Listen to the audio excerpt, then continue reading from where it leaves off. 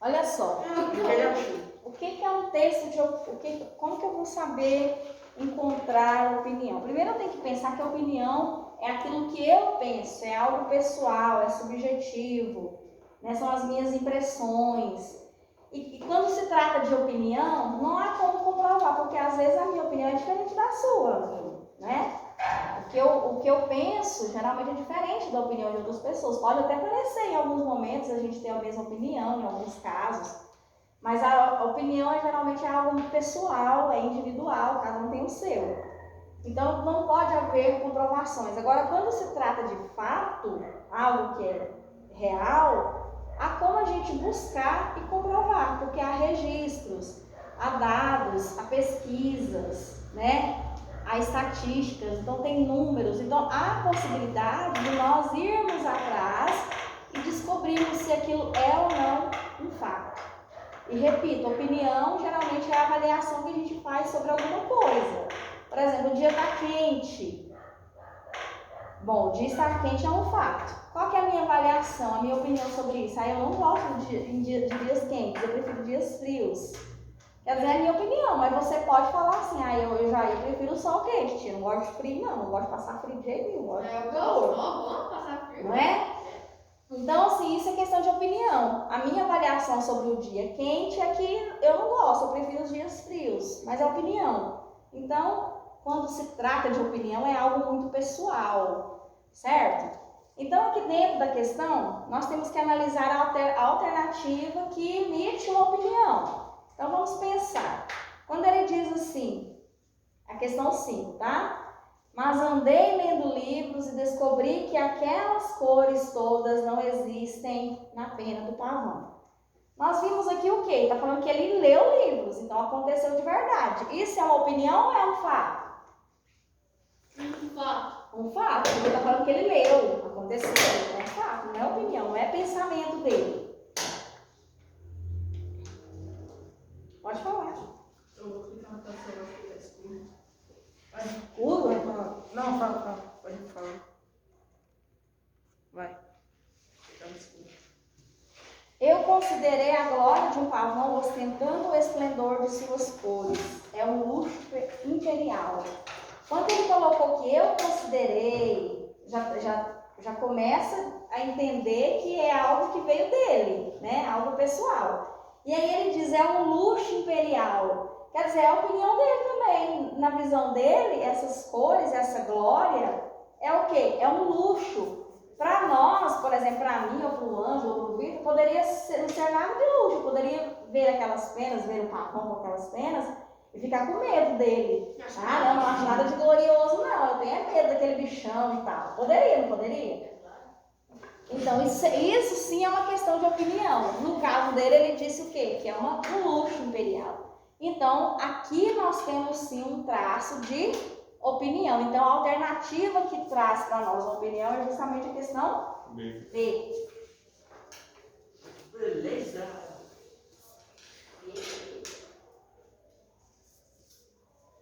Vou marcar a letra B então, né, professor? Já sei. Sim. Outro xuré. Encontrar pior. Vai lá, botar ovo, vai. Não vai copiar, não. Vou deixar só assim. Ah, tinha verdade que ele já gravou. Questão 6. Eu vou apagar aqui porque eu vou explicar a questão 6, tá? Bom, vamos começar. Aqui na questão 6, está querendo saber a respeito da frase, aquela frase lá. Qual das figuras de linguagem ela é? Se ela é um exemplo de personificação, se ela é um exemplo de metáfora, se ela é um exemplo de eufemismo, ou se ela é um exemplo de comparação. Professor, Então, primeiro, fala. esse aqui vai cair na prova ou não? Esse aqui igual que nós estamos fazendo. Bom, a gente tem que fazer, provavelmente vai cair alguma coisa assim É na tipo um prova. resumo, né? Essa lista veio lá do estado, né? Então nós vamos fazer amanhã, né? A prova. Amanhã.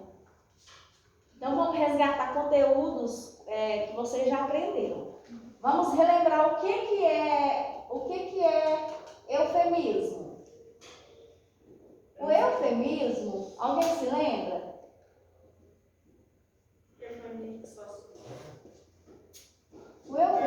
é uma figura de linguagem. Personificação? Não, personificação já é outra figura de linguagem. Personificação é de esses negócios, né? Eu vou falar sobre eles então, já que vocês não se recordam. Eu entendi que você quer. Eu sei só o que é personificação, agora o resto eu não sei. Olha só, A o comparação- eufemismo consiste, Feminismo. ele consiste em nós utilizarmos um termo ameno, um termo que vai ser fácil de ser ouvido, de ser aceito, sabe? Ao invés de eu usar uma palavra difícil de ser ouvida, que vai doer, que vai trazer às vezes um desconforto em ouvi-la, eu troco essa palavra difícil por uma amena, uma palavra que vai ter um impacto menor na pessoa. Por exemplo, quando você vai receber a notícia de que alguém morreu, alguém da sua família ou qualquer pessoa que seja, só o fato de você ouvir, nossa, fulano morreu, esse termo morte, morrer, ele causa um sério impacto na gente, né? É doído ouvir essa palavra. Então, muitas vezes, ao invés de utilizarmos essa palavra, a gente utiliza, por exemplo, foi morar com Deus, né? Existem algumas outras expressões que as pessoas utilizam, bateu as botas, né? Foi para a terra dos pés juntos. Então, assim, tem algumas expressões que são amenas, são mais simples, né, de serem ouvidas. Não vou dizer que você vai aceitar aquilo muito bem, mas é menos impactante, tá certo? Então, o eufemismo é justamente o quê? Consiste na troca de um termo difícil de ser aceito por um termo mais ameno, tá? Uhum. Então, vamos colocar aqui, consiste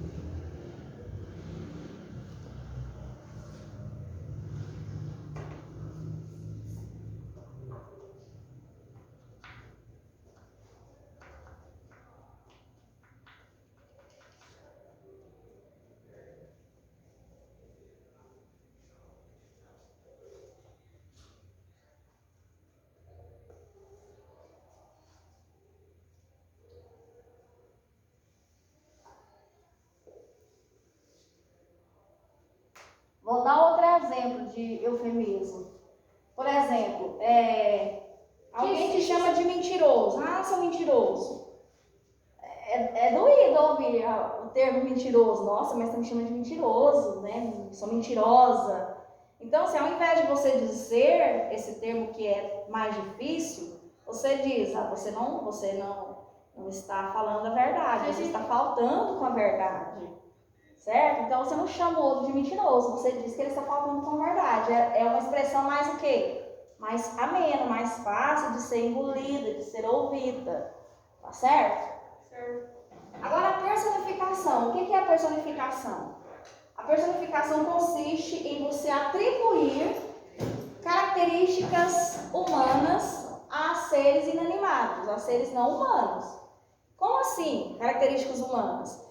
Eu vou extrair, por exemplo, uma característica que eu sei que só o ser humano tem e vou colocar num ser que eu sei que não é humano. Uma frase muito clichê que a gente utiliza muito a vida inteira é: as paredes têm ouvidos, né? As paredes têm ouvidos. É claro que parede a gente sabe que é um ser inanimado, ele não tem vida, não é igual ao ser humano. Então ele vai ter ouvido? Parede tem ouvido? Não. Mas a gente sabe que às vezes aqui numa conversa, nós estamos conversando, alguém pode passar no corredor e pode ouvir. Então, faça essa troca, né? Dizer que as paredes têm ouvido. Tem um texto também interessante, famoso, que dizia assim, que lá no canto da sala, lá no fundo da sala, uma luva foi esquecida. Estava lá sozinha, triste e solitária. Aí você pensa, mas a luva está triste? Como assim? Luva tem tristeza? Tristeza é uma característica do ser humano. Quem é que fica triste? O ser humano. A luva não é gente, a luva é um objeto, então como que ela vai ter essa característica? Mas assim, foi utilizada essa característica para mostrar que a luva estava há muito tempo sem ser usada, abandonada. Não é verdade? Tem um outro texto também que dizia o seguinte, que o espelho pasmou-se diante da beleza da moça que estava olhando ali. Aí você pensa, mas o espelho fica pasmado? Como que o espelho vai ficar pasmado? O espelho não tem sentimento, ele não vai ficar estupefato, ele não vai ficar igual a forma como foi colocada, ele não tem como ele ficar. Mas como a moça era muito bonita, né, ele quis dizer que a moça era tão bonita que até o espelho ficou ali pasmado ao vê-la, ao ver tamanha beleza. Então, assim, essas ideias, essas características, esses exemplos que eu estou dando, é justamente para mostrar que a personificação é atribuir a características humanas a seres que não são humanos. E por fim, um último exemplo. Quem assistiu minhas aulas online, lembra que em junho a gente leu Peladas. Lembra da bolinha? Da história, que tinha a bola, que ela quicava, que ela corria como se fosse uma criança. Então, lá a bola, no texto, na crônica Peladas, ela ganhou características de ser humano. O narrador colocou essa bola como se fosse uma criança que corria, né? Então, a gente sabe que bola também é um objeto, é um ser inanimado. Mas aí, nesse contexto, nessa situação, porque ela corria, os meninos chutavam ela ali na pracinha, né? Então, assim, ela tinha toda uma alegria, segundo o texto, né? Segundo o cronista. E aí, sim, claro, a gente sabe que são características do ser humano. Então, personificação consiste em atribuir características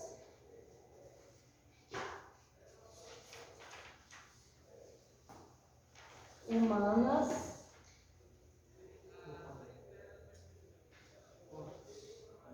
a seres inanimados.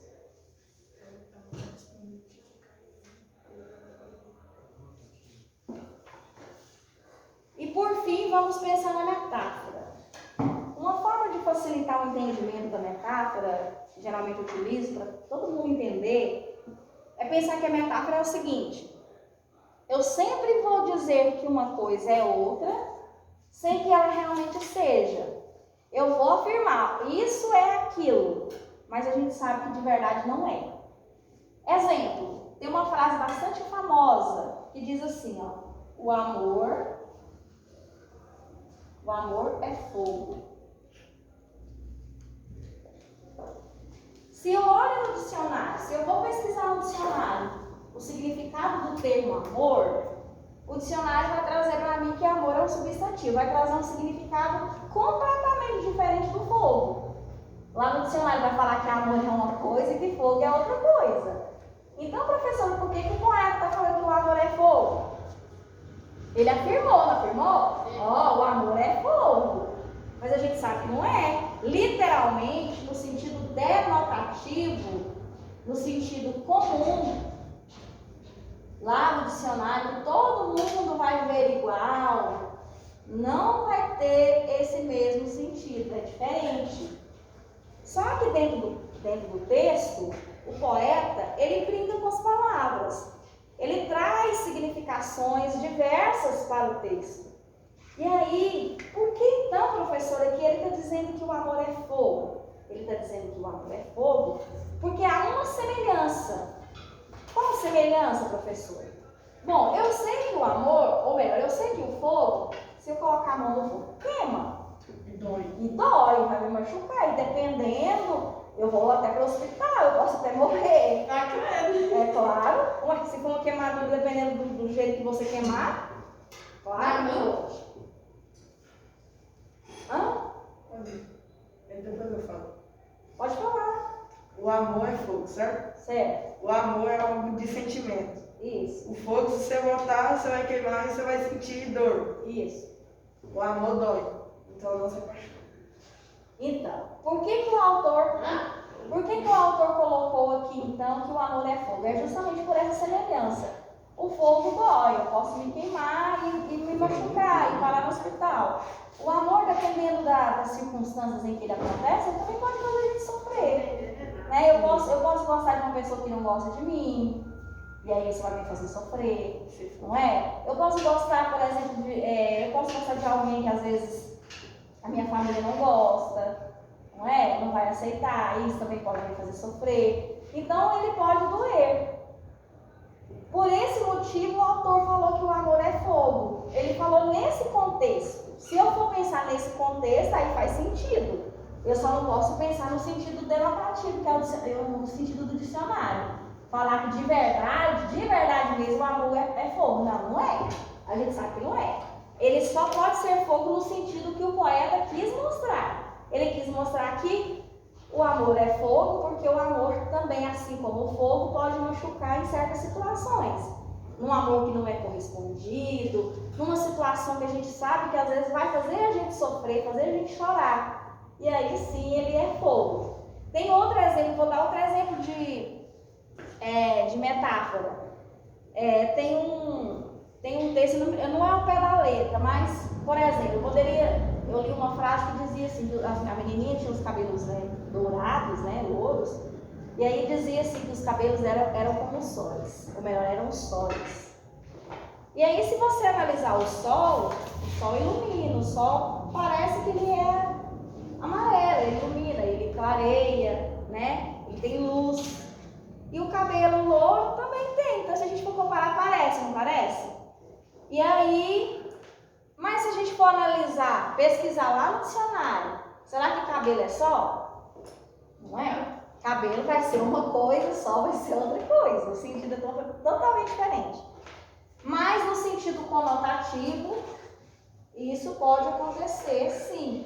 Por quê? Porque há uma semelhança. Qual a semelhança? A cor, o cabelo está iluminado, tem luz. O sol também, Sem contar que tem um tom meio amarelado.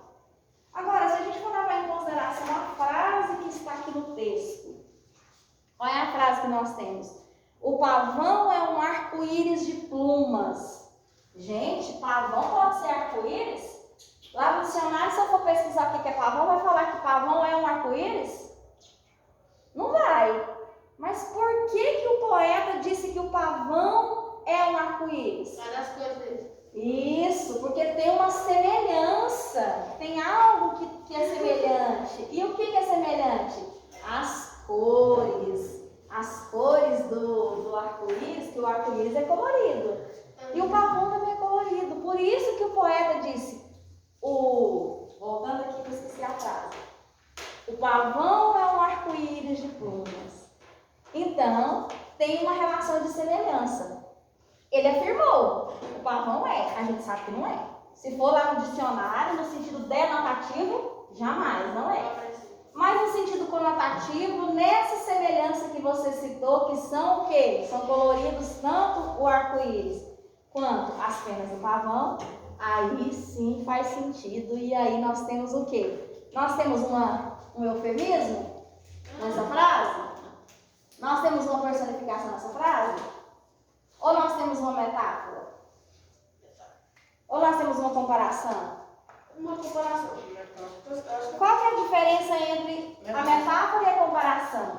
A comparação vai ter que ter a palavra como, ou então a palavra tal qual, que são termos comparativos. A gente não viu essas palavras aqui. Aqui a gente só viu o é. O pavão é um arco-íris de plumas. Ele afirmou. Então, quando há essa afirmação, eu tenho uma Metáfora. metáfora. Então, qual que é a alternativa que nós vamos marcar? C. Isso, garoto.